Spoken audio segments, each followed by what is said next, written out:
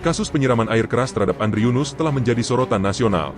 Peristiwa yang terjadi di tengah hiruk-pikuk aktivitas warga ini bukan sekadar tindak kriminal biasa, melainkan serangan terencana yang memicu gelombang kemarahan publik atas lemahnya perlindungan terhadap warga negara dan kemudahan akses terhadap bahan kimia berbahaya.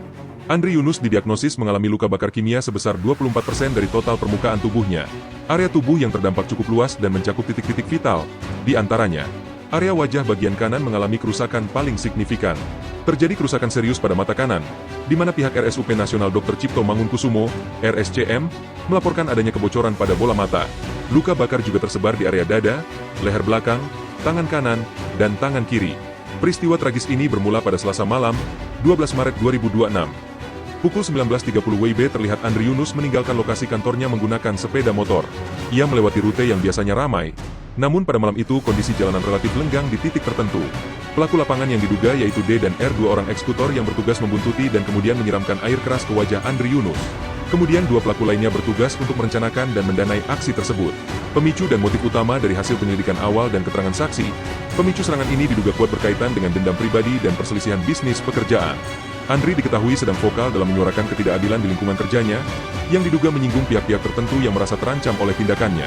Namun banyak pihak yang menentang pernyataan ini, justru banyak masyarakat, maupun kerabat dan rekannya yang menduga bahwa ini adalah tindak pembungkaman yang disengaja.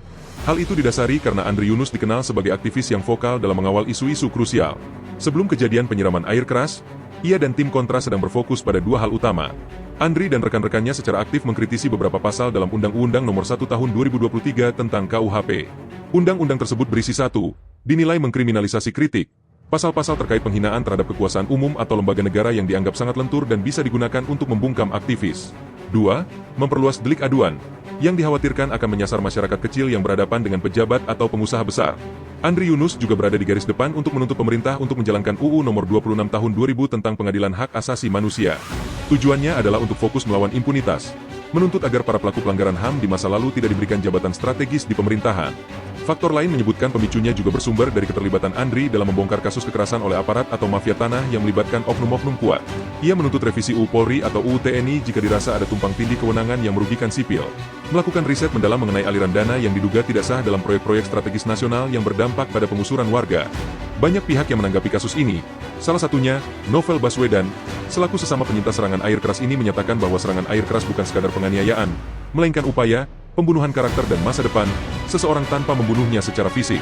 Novel menyoroti pola yang sama antara kasusnya dahulu dengan kasus Andri Yunus, yaitu penggunaan air keras untuk membungkam pihak yang vokal.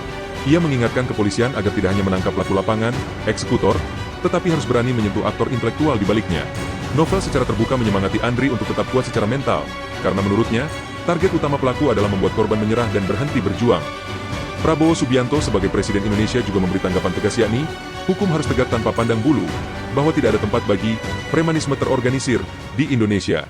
Ia memberikan instruksi langsung kepada Panglima TNI dan Kapolri untuk memastikan proses hukum berjalan transparan dan akuntabel. Menanggapi keterlibatan 4 oknum anggota TNI, Prabowo menyatakan bahwa institusi tidak akan melindungi siapapun yang melanggar hukum. Ia menekankan bahwa tindakan oknum tersebut telah mencoreng nama baik kesatuan dan harus dihukum seberat-beratnya sesuai hukum militer dan pidana umum.